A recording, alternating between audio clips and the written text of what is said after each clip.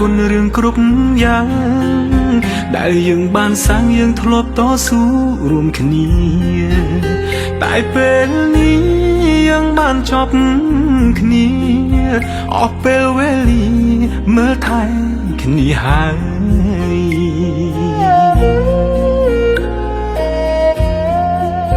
យើងបែកគ្នាហើយគួរយកថ្មីរៀងខ្លួ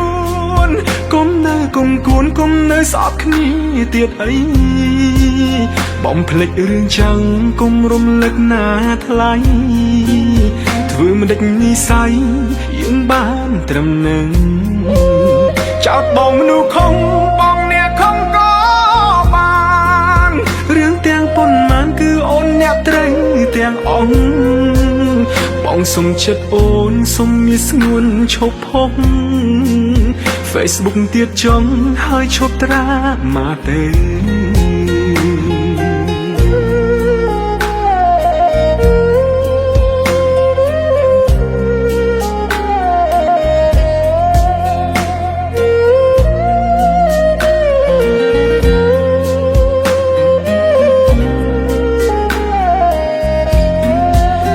សូមអរគុណរឿងគ្រប់យ៉ាងដែលយើងបានសាងយើងធ្លាប់តស៊ូ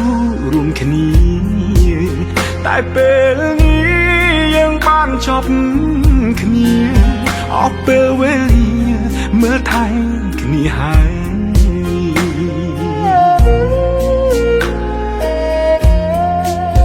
យើងបែកគ្នាហើយគួរយកថ្មីរៀ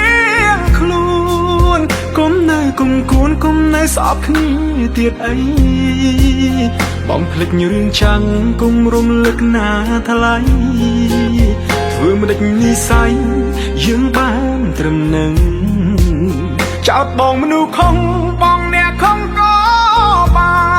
នរឿងទាំងប៉ុន្មានគឺអូនអ្នកត្រូវទាំងអស់បងសុំចិត្តអូនសុំមានស្ងួនឈប់ផុស Facebook ទៀតចង់ហើយឈប់ត្រាមកទៅ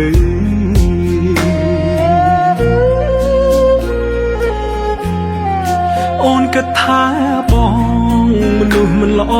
ហើយទៅចង់អូនអើយទៅរកអ្នកសមនឹងថ្លៃ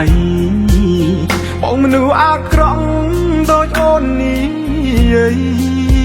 ហើយក៏គ្មានអ្វីឲ្យអូនលងឡើយខ្ញុំចាក់ចាញ់ខ្ញុំចាចាញ់ហើយតែខ្លួនអូនអើយឈប់រំលឹកបងទៀតអីអូនក៏មានមនុស្សដែលគេស្រឡាញ់ថ្លៃសូមជូនពរស្រីឲ្យមានក្តីសុខ